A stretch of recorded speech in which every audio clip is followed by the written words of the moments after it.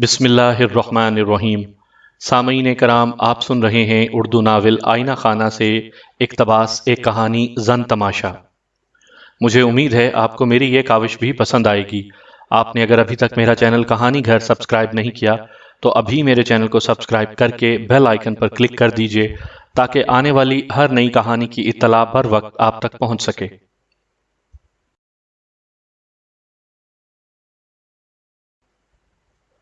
حقیقی خوشی کا راز محبت میں مضمر ہے، اور محبت ہر انسان کا پیدائشی حق ہے، مگر اس دنیا میں اکثر لوگ اپنے اس پیدائشی حق سے محروم نظر آتے ہیں۔ ایسے افراد جو اس نعمت خداوندی سے مالا مال نظر آتے ہیں، اگر ان کی زندگی کو گہرائی میں کریدا جائے تو یہ حقیقت کھل کر سامنے آتی ہے کہ بظاہر خوش و خرم اور محبت سے معمور دکھائی دینے والوں کی اکثریت اندر سے انتہائی مغموم اور شکستہ دل ہے، جو کسی نہ کسی مصلحت کی بنا پر اپنی اندرونی کیفیات پر پردہ ڈال کر خود کو شاداں و فرحاں ظاہر کرنے کی سعی مسلسل میں مصروف رہتے ہیں۔ حقیقی محبت سے محروم افراد عموماً دو طرح کے ہوتے ہیں۔ ایک وہ جو ضرورت سے زیادہ حساس اور زود رنج ہوتے ہیں۔ ایسے شیشہ مزاج لوگ پست ہمت اور کمزور عزائم کے مالک ہوتے ہیں، جو ذرا ذرا سی بات پر از خود اذیت میں مبتلا رہتے ہیں۔ ان کے پاس سوائے شکایتوں کے انبار کے اور کچھ نہیں ہوتا۔ اپنے رویوں سے یہ دوسروں کے لیے وبال جان بن جاتے ہیں۔ نتیجے میں دوسرے ان سے کترانے لگتے ہیں اور انہیں نظر انداز کرنے پر مجبور ہو جاتے ہیں۔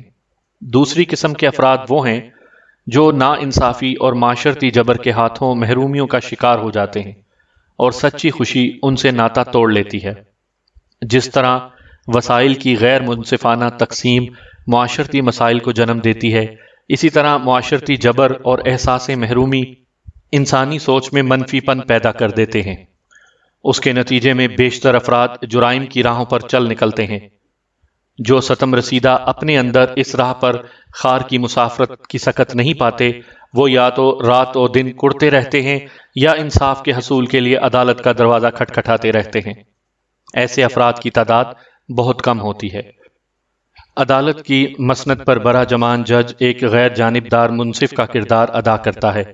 اس کے سامنے جو حالات و واقعات پیش کیے جاتے ہیں، قانون کے تقاضوں کو مد نظر رکھتے ہوئے وہ ان کی روشنی میں فیصلے صادر کرتا ہے۔ اب یہ وکلاء پر منحصر ہے کہ وہ اپنے موکل کی وکالت کس طرح سے کرتے ہیں، اور اپنے موقف کو سچ ثابت کرنے کے لیے کس نوعیت کے اور کتنے مضبوط دلائل دیتے ہیں۔ ایک کہنا مشق وکیل اپنا منطقی ٹھوس دلائل اور جارحانہ جرح سے کیس کا پانسا پلٹ سکتا ہے۔ وہ ایک قاتل واقعی کو بھی باعزت بری کروا سکتا ہے۔ اس کے برعکس ایک بودا اور پھس پھسا وکیل کسی بے گناہ شخص کو بھی پھانسی چڑھنے سے نہیں بچا سکتا۔ اس طویل تمہید کے بعد میں اصل واقعے کی طرف آتا ہوں۔ اس صبح جب میں اپنے دفتر میں داخل ہوا تو انتظار گاہ خاصی آباد نظر آ رہی تھی۔ دراصل آج میں عدالت نہیں گیا تھا، بلکہ کئی روز سے نہیں جا رہا تھا۔ عدالتیں سالانہ تعطیلات کے سبب بند تھیں، اور میں تعطیلات گزارنے بیرون ملک گیا ہوا تھا۔ حاضرین انتظار گاہ پر ایک سرسری سی نگاہ ڈالتے ہوئے میں اپنے کمرے میں آ گیا۔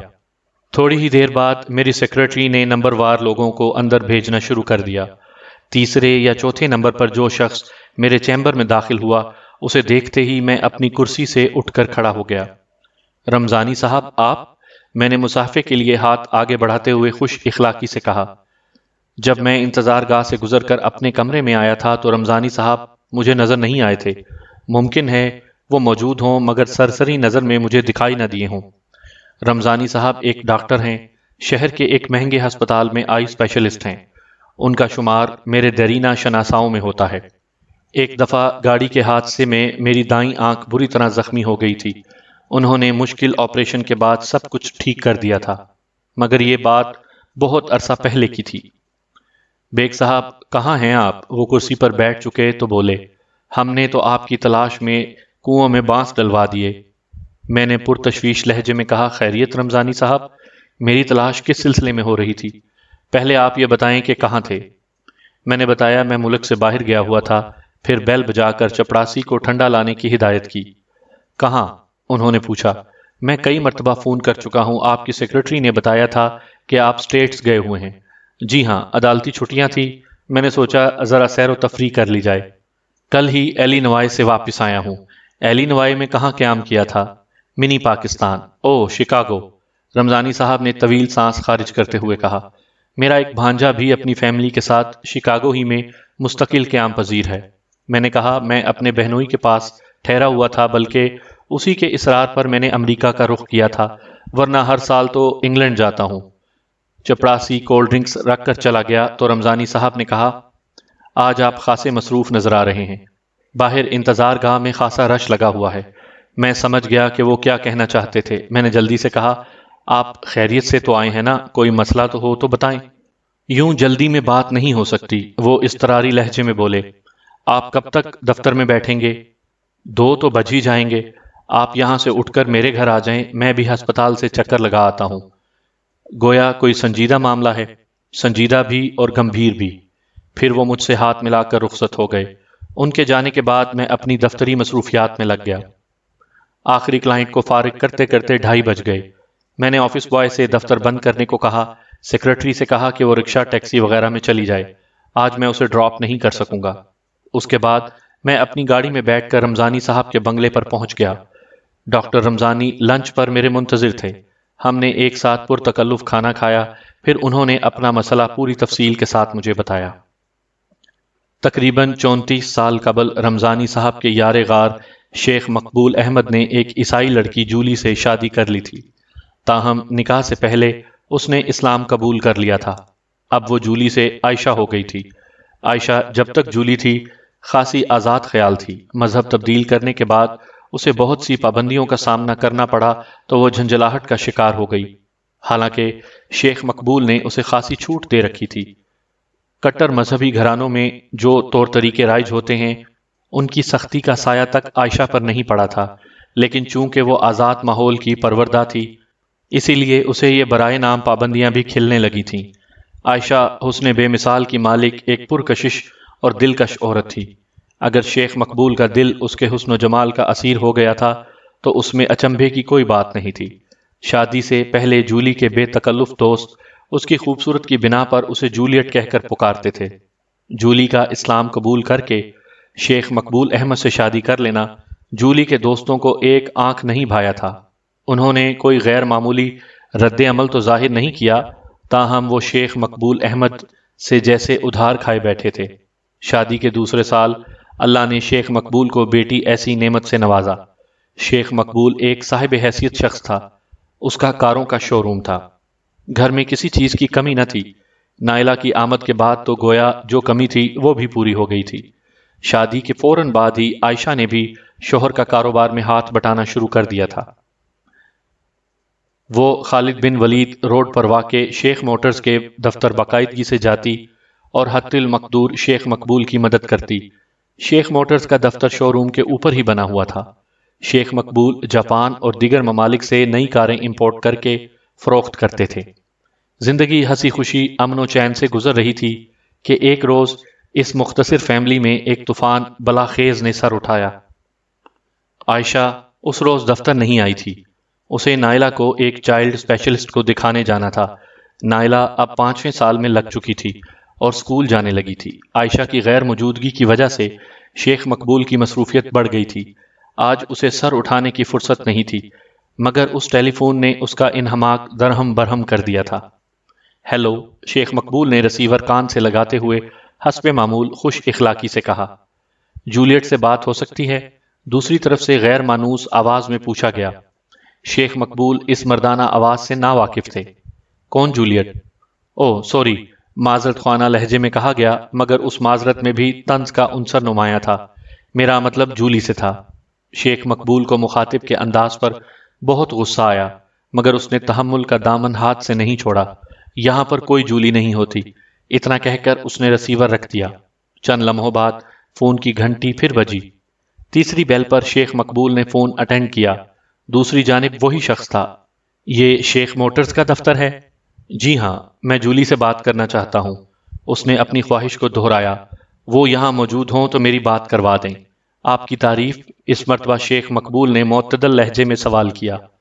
میں جولی کا کزن بات کر رہا ہوں، رومیو۔ اگر آپ جولی کے کزن ہیں تو آپ کو یہ بھی معلوم ہوگا کہ وہ اب جولی نہیں عائشہ ہے۔ شیخ مقبول کے لہجے سے برہمی جھلک رہی تھی۔ دوسری طرف سے بولنے والے رومیوں نے کہا، اگر میرا اندازہ غلط نہیں ہے تو آپ جولی، میرا مطلب ہے عائشہ کے شوہر ہیں۔ آپ کا خیال درست ہے۔ رومیو نے کہا، میں کافی عرصے کے بعد پاکستان آیا ہوں۔ آئی وانٹ ٹو سی جولی۔ فی الحال یہ ممکن نہیں ہے، شیخ مقبول نے بتایا۔ آج وہ دفتر نہیں آئیں۔ آپ کو کوئی پیغام دینا ہو تو بتا دیں، میں ان تک پہنچا دوں گا۔ رومیو شیخ مقبول کی تجویز کو نظر انداز کرتے ہوئے بولا، گھر کا فون نمبر دے دیں، میں جولی سے وہیں بات کر لیتا ہوں۔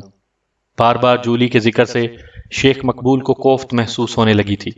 اس نے جھلاہٹ آمیز لہجے میں کہا، میں عائشہ کی اجازت کے بغیر آپ کو فون نمبر نہیں دے سکتا، آپ کل ٹرائی کر لیں، معذرت کے ساتھ۔ اس کی بات ختم ہونے سے پہلے ہی رومیو نے ریسیور کریڈل پر رکھ دیا تھا۔ شیخ مقبول نے گھر ٹیلی فون کیا۔ اس وقت تک عائشہ نائلہ کا چیک اپ کروا کے واپس آ چکی تھی۔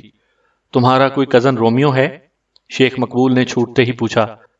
دوسری جانب گمبھیر خاموشی چھا گئی۔ شیخ مقبول نے بےتابی سے کہا، ہیلو عائشہ، تم لائن پر تو ہو؟ عائشہ کی بوجھل آواز شیخ مقبول کے کانوں تک پہنچی۔ ہیلو، کیا بات ہے؟ خیریت تو ہے؟ کیسے فون کیا؟ میں نے تم سے کچھ پوچھا تھا۔ کیا؟ شیخ مقبول نے بیوی کی بے نیازی کو نظر انداز کرتے ہوئے اپنا سوال دہرایا۔ رومیو کو جانتی ہو؟ عائشہ نے قدرے پر اعتماد لہجے میں کہا، اس دنیا میں ہزاروں رومیو ہیں، تم کس کو پوچھ رہے ہو؟ میں تمہارے کزن رومیو کی بات کر رہا ہوں۔ اوہ اچھا وہ۔ عائشہ اب خاصی حد تک سنبھل چکی تھی، مگر اس کا ذکر اس وقت کیسے آ گیا؟ وہ تو عرصہ ہوا لندن چلا گیا، میری شادی سے بھی پہلے، جب میں جولیٹ ہوا کرتی تھی۔ وہ بھی تمہیں جولی اور جولیٹ ہی کہہ رہا تھا۔ کہاں مل گیا تمہیں؟ عائشہ نے جلدی سے پوچھا۔ کیا وہ پاکستان آیا ہوا ہے؟ اس نے فون پر تو یہی بتایا ہے کہ کراچی ہی سے بات کر رہا ہے، شیخ مقبول نے کہا۔ وہ گھر کا فون نمبر معلوم کر رہا تھا، تم سے کوئی ضروری بات کرنا چاہتا ہے۔ پھر تم نے فون نمبر دے دیا؟ نہیں، میں نے اسے کل دفتر ہی فون کرنے کو کہا ہے۔ یہ اچھا کیا تم نے۔ عائشہ کے جواب کو شیخ مقبول کوئی واضح معنی نہ پہنا سکا۔ اس کے کہنے کا انداز ایسا تھا جیسے شیخ مقبول نے رومیو کو گھر کا نمبر نہ دے کر کسی بد تہذیبی کا مظاہرہ کیا ہو۔ بہرحال شیخ مقبول نے اس سلسلے میں دماغ سوزی کو فضول سمجھتے ہوئے عائشہ سے نائلہ کے بارے میں 2-4 سوالات کیے اور پھر فون بند کر دیا۔ رات کو شیخ مقبول گھر پہنچا تو اسے بیوی کے رویے میں ایک خاص تبدیلی نظر آئی، تاہم وہ اس تبدیلی کو سمجھنے سے قاصر تھا۔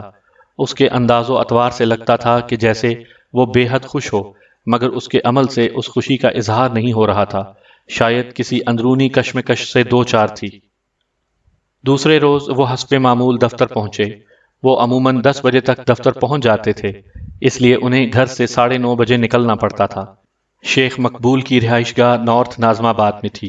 شیخ مقبول ہوٹل سے کھانا پسند نہیں کرتا تھا، اس لیے لنچ وہ صبح گھر ہی سے لے کر آتا تھا۔ البتہ عائشہ ہوٹل کی تیار کردہ چیزیں بڑے ذوق و شوق سے کھاتی تھی۔ وہ لنچ سے فارغ ہوئے ہی تھے کہ رومیو کا فون آ گیا۔ فون شیخ مقبول نے ریسیو کیا، پھر ریسیور عائشہ کی جانب بڑھا دیا۔ شیخ مقبول بغور بیوی کے چہرے کے تاثرات کا جائزہ لے رہا تھا، جو ہر گزرتے پل کے ساتھ تبدیل ہو رہے تھے۔ شیخ مقبول یہ تو نہیں جانتا تھا کہ دوسری جانب رومیو کیا کہہ رہا ہے، تاہم اس نے ایک بات خاص طور پر نوٹ کی کہ عائشہ بڑے محتاط انداز میں بلکہ مبہم انداز میں بات کر رہی تھی۔ ان کے درمیان ہونے والی اختتامیہ گفتگو کچھ اس نوعیت کی تھی، ابھی نہیں، عائشہ نے کہا۔ دوسری جانب سے کوئی طویل بات کی گئی، جس کے جواب میں عائشہ نے صرف اتنا کہا، ظاہر ہے۔ پھر ایک طویل وقفہ آیا، اس کے بعد عائشہ بولی، میں تمہیں بتا دوں گی۔ چہرے کے اتار چڑھاؤ کے ساتھ وہ چند لمحے دوسری طرف کی بات سنتی رہی، پھر جواباً کہا، اچھا ٹھیک ہے، تم اپنا فون نمبر لکھواؤ۔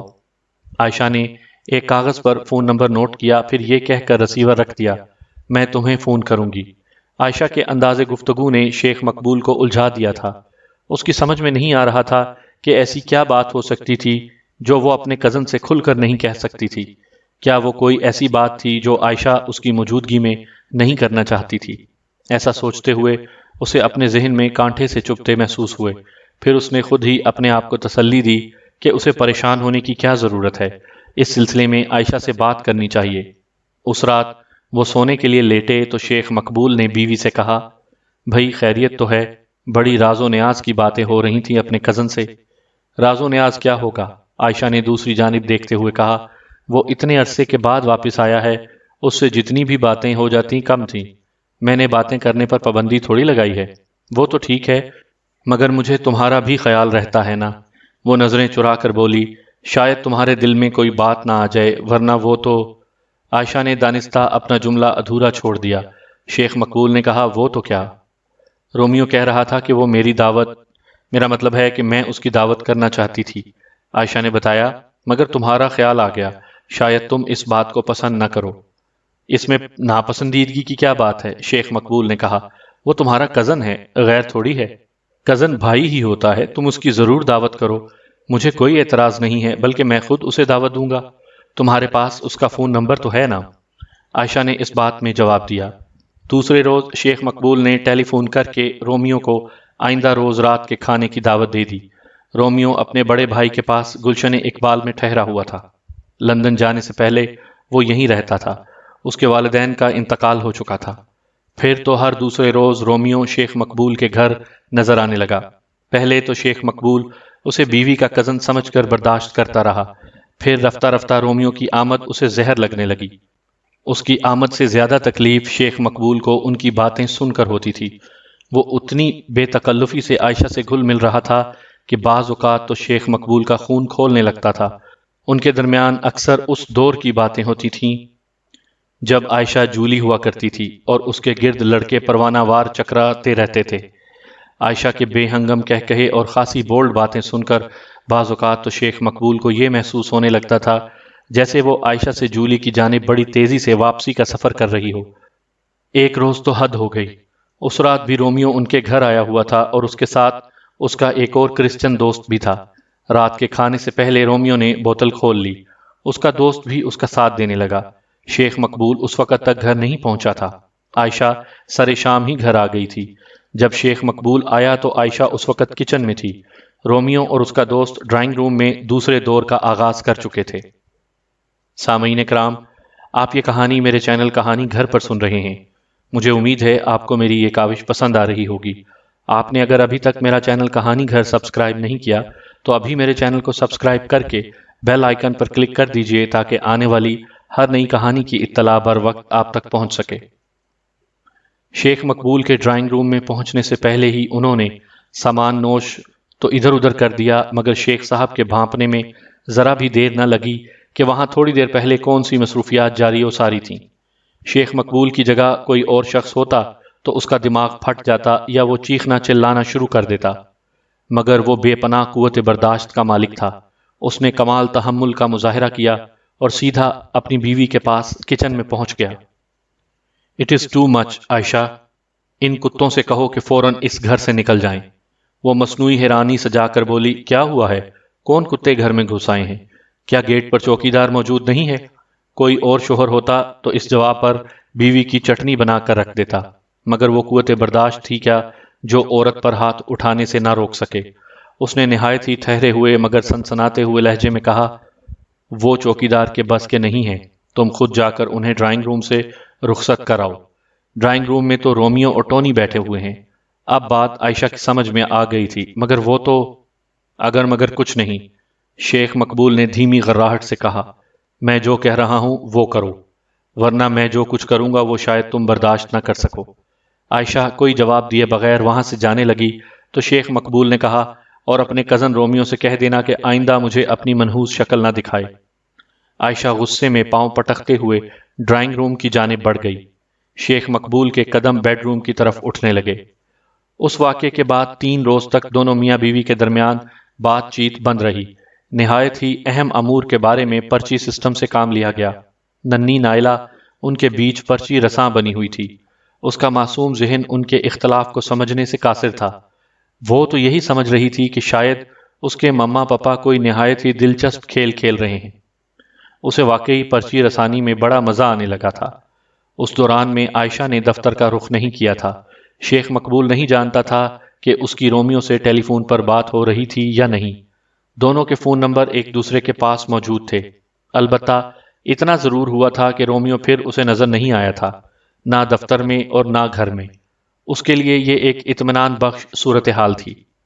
چوتھے روز عائشہ نے بھی دفتر جانا شروع کر دیا اور حالات معمول پر آ گئے۔ اس کے ساتھ ہی اس نے گھر میں توجہ دینا کم کر دی تھی۔ دفتر سے بھی وہ دن میں کبھی ایک بار اور کبھی 2-3 بار اٹھ کر گھنٹے 2 گھنٹے کے لیے باہر چلی جاتی تھی۔ شیخ مقبول کے دل میں عائشہ کی جانب سے جو غصہ بھرا ہوا تھا وہ جاتا رہا تھا، مگر اس نئی صورتحال نے اسے ایک مرتبہ پھر پریشان کر دیا۔ عائشہ کے بارے میں کسی غلط زاویے سے سوچنے کو اس کا دل راضی نہیں ہوتا تھا، مگر حالات کا تقاضا تھا کہ وہ عائشہ کی نئی مصروفیات پر کڑی نظر رکھے۔ آخر اس نے اپنے ایک قابل اعتماد ملازم کو عائشہ کی نگرانی اور جاسوسی پر مامور کر دیا۔ 1 ماہ کے بعد اسے قابل اعتماد ملازم نے جو ناقابل یقین رپورٹ دی، اسے سن کر شیخ مقبول کے مضبوط اعصاب چٹکنے لگے۔ اس دوران میں عائشہ 10 مرتبہ رومیو سے ملی تھی، 3 بار اس کے گھر پر گلشن اقبال میں، 2 مرتبہ رومیو کے مختلف دوستوں کے گھر میں، اور 5 دفعہ شہر کے مختلف خوابناک ماحول مہیا کرنے والے ریستورانوں میں۔ اگر کوئی اور شخص اسے اس کی بیوی کے لچھنوں کے بارے میں بتاتا تو شاید اسے یقین نہ آتا، پھر بھی تمام حجت کے طور پر اس نے ایک مرتبہ خود بھی عائشہ کا تعقب کیا اور قابل اعتماد ملازم کی رپورٹ کو 100% درست پایا۔ شیخ مقبول نے ایک حقیقت پسند انسان کی طرح اس تلخ حقیقت کو تسلیم کر لیا۔ اسی رات شیخ مقبول نے عائشہ سے کھلم کھلا بات کر لی۔ میں نہ تو تم سے بے وفائی کا شکوہ کروں گا اور نہ ہی تمہاری واپسی کے لیے کوئی کوشش۔ عائشہ بخوبی سمجھ چکی تھی کہ اس کا شوہر کس سلسلے میں بات کر رہا تھا۔ میں اپنے کیے پر نادم نہیں ہوں، وہ شیخ مقبول کی آنکھوں میں آنکھیں ڈال کر بولی، آئی لو ود رومیو۔ مغربی تہذیب کی دل دادا عورت سے اور کیا توقع کی جا سکتی تھی؟ عائشہ نے اسلام ضرور قبول کر لیا تھا، مگر اسلام کے زرعی اصولوں کے ڈھانچے میں خود کو پوری طرح ڈھال نہیں سکی تھی۔ وہ اندر سے اب بھی وہی آزاد خیال اور بے باک عورت تھی، بس وقتی طور پر اس کے انداز کچھ تبدیل ہو گئے تھے۔ اپنی بیوی کے منہ سے غیر مرد کے لیے محبت میں ڈوبے ہوئے وہ الفاظ سن کر شیخ مقبول کا دماغ جھنجھنا اٹھا تھا، مگر وہ اس نظریے کا قائل تھا کہ اپنے جسم کے نکارہ حصے کو ساتھ ساتھ گھسیٹنے کے بجائے کاٹ کر علیحدہ کر دینا چاہیے۔ عائشہ اب اس کے لیے عضو معطل سے زیادہ کوئی اہمیت نہیں رکھتی تھی۔ اب تمہارا کیا پروگرام ہے؟ وہ اتنے سرسری سے لہجے میں پوچھ رہا تھا جیسے کہہ رہا ہو آج رات کھانے کا کیا پروگرام ہے۔ اس کا آئینہ دل چور ہو چکا تھا، مگر اس کے لبوں پر حرف شکایت تک نہیں آیا تھا۔ اگرچہ بظاہر یہ ایک غیر انسانی رویہ دکھائی دیتا ہے، مگر دنیا میں ایسے لوگ بھی پائے جاتے ہیں جو شکایت کے نام سے ناآشنا ہوتے ہیں۔ آئی وانٹ ڈائیورس، عائشہ نے ٹھوس لہجے میں جواب دیا۔ نائلہ کا کیا ہوگا؟ تم اسے اپنے پاس رکھ سکتے ہو، مجھے کوئی اعتراض نہیں ہے۔ ٹھیک ہے، میں کل تمہاری خواہش پوری کر دوں گا جولی۔ عائشہ نے چونک کر شیخ مقبول کی طرف دیکھا، مگر وہ وہاں سے اٹھ چکا تھا۔ دوسرے بیڈ روم میں جا کر اس نے دروازہ اندر سے بند کر لیا۔ وہ دراصل نائلہ کا کمرہ تھا۔ وہ اس وقت اپنے بستر پر محو خواب تھی، اس بات سے بے خبر کہ اس کے والدین کے بیچ کیا طے پایا ہے اور کل سے اس کی نئی زندگی کا آغاز ہونے والا ہے۔ عائشہ نے شیخ مقبول کے جاتے ہی رومیو کو ٹیلی فون کیا۔ وہ خاصی دیر تک اس سے رومانی باتیں کرتی رہی، پھر اطمینان سے بستر پر پھیل کر سو گئی۔ دوسرے کمرے میں شیخ مقبول پوری رات ننھی نائلہ کے سرہانے ٹہلتا رہا تھا۔ وہ جلد از جلد اس رات کی صبح دیکھنے کا شدت سے خواہاں تھا۔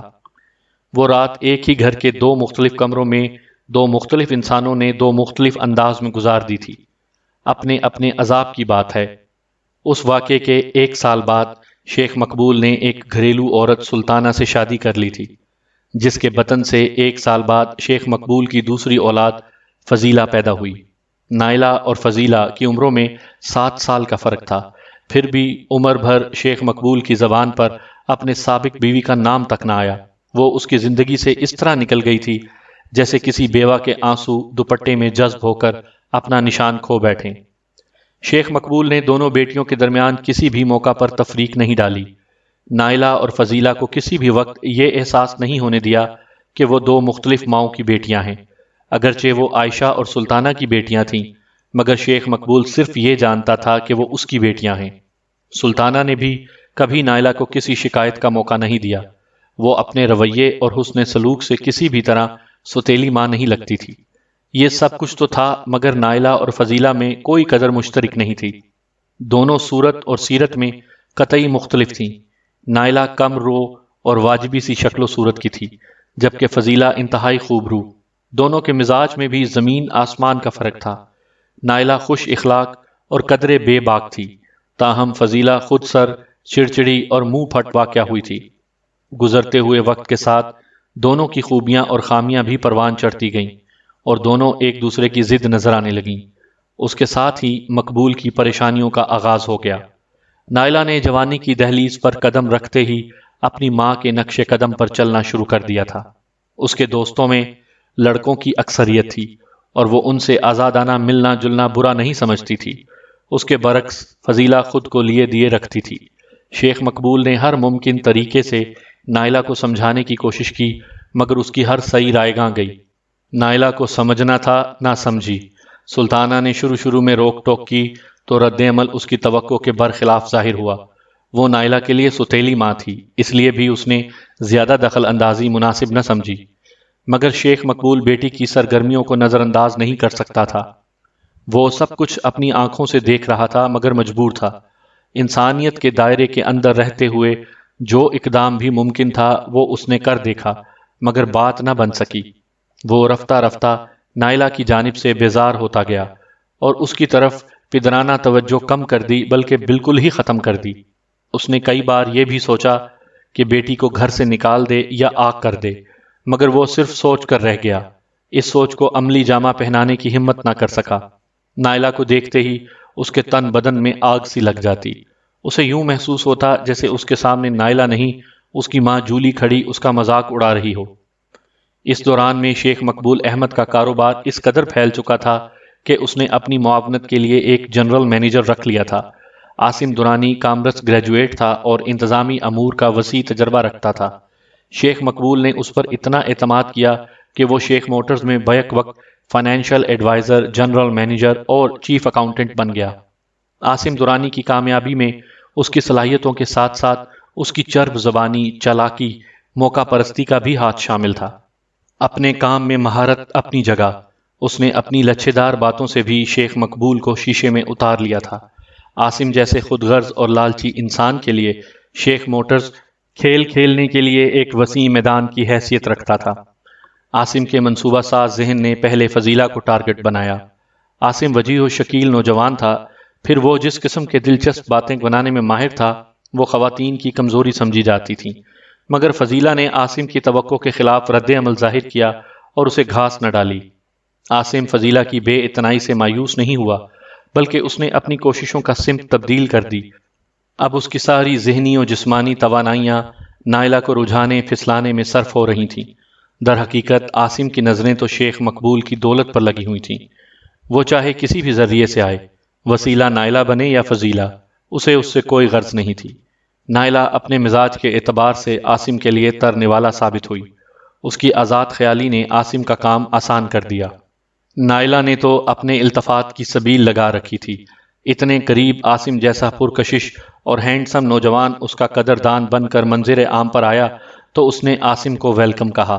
عاصم نے اپنے آزمودہ کار فارمولوں کی مدد سے اور حد سے زیادہ بڑی ہوئی چاپلوسی سے نائلہ کو باور کروا دیا کہ وہ دل و جان سے اس پر عاشق ہو چکا ہے اور اب اس کے بغیر زندہ نہیں رہ سکتا۔ اس تفصیل میں جانے کی ضرورت نہیں ہے کہ عاصم نے نائلہ کو کس طرح اپنی محبت کا یقین دلایا۔ بہرحال نائلہ پوری طرح اس کے عشق جال میں گرفتار ہو چکی تھی۔ وہ ہر صورت میں عاصم سے شادی کی خواہاں تھی۔ عاصم کی خوشی کا کوئی ٹھکانہ نہیں تھا، اس کا تیر نشانے پر بیٹھا تھا۔ وہ عنقریب ایک امیر و کبیر شخص کا داماد بننے والا تھا۔ نائلہ کے اپنے مزاج کے خلاف عاصم سے اس قدر سنجیدہ ہو جانے میں عاصم کی مکارانہ ذہنیت کو بڑا دخل تھا۔ وہ بسا اوقات نائلہ کو فضیلہ کے خلاف بھڑکاتا رہتا تھا۔ نائلہ کی آزاد روش کو دیکھتے ہوئے شیخ مقبول احمد اکثر اوقات اسے ڈانٹتا ڈپٹتا بھی رہتا تھا۔ اس کے برعکس وہ فضیلہ سے ہمیشہ امتیازی سلوک کرتا تھا۔ نائلہ باپ سے تو شاکی تھی ہی، عاصم کی لگائی بجائی نے اس کے دل میں فضیلہ کے لیے بھی نفرت بھر دی۔ اس نے کبھی اسے درخور اعتنا نہیں سمجھا تھا۔ اب اس بات میں کسی شک و شبے کی گنجائش نہیں رہی تھی کہ نائلہ عاصم پر بری طرح فریفتہ ہو چکی تھی، اور کسی کو تو خبر ہو یا نہ ہو، مگر شیخ مقبول کو کچھ اندازہ ہو چکا تھا کہ نائلہ اور عاصم کے درمیان کیا کھچڑی پک رہی ہے۔ دلی طور پر تو وہ اس تعلق کے لیے آمادہ نہیں تھا، مگر وہ نائلہ کی جانب سے اس قدر دل برداشتہ ہو چکا تھا کہ اس نے موقع غنیمت جانا۔ عاصم کی طرف سے وہ مطمئن تھا نائلہ عزت سے کنارے لگ جاتی تو اس سے بڑی اور کیا بات ہو سکتی تھی۔ وہ تو جس تباہی کی توقع لگائے بیٹھا تھا اس کے تصور ہی سے روح فنا ہو جاتی تھی۔ اس نے سوچا کہ کسی مناسب وقت پر عاصم سے اس سلسلے میں کھل کر بات کرے گا، تاہم اس نے یہ بات ابھی تک اپنے تک ہی رکھی، حتیٰ کہ اپنی بیوی سے بھی اس کا ذکر نہیں کیا۔ سامعین کرام، آپ سن رہے تھے اردو ناول آئینہ خانہ سے اقتباس ایک کہانی زن تماشا، جس کے مصنف ہیں مرزا امجد بیگ ایڈوکیٹ، اور یہ اس سلسلے کی قسط نمبر 1 ہے۔ مجھے امید ہے آپ کو میری یہ کاوش بھی پسند آئی ہوگی۔ آپ نے اگر ابھی تک میرا چینل کہانی گھر سبسکرائب نہیں کیا تو ابھی میرے چینل کو سبسکرائب کر کے بیل آئیکن پر کلک کر دیجئے تاکہ آنے والی ہر نئی کہانی کی اطلاع بر وقت آپ تک پہنچ سکے۔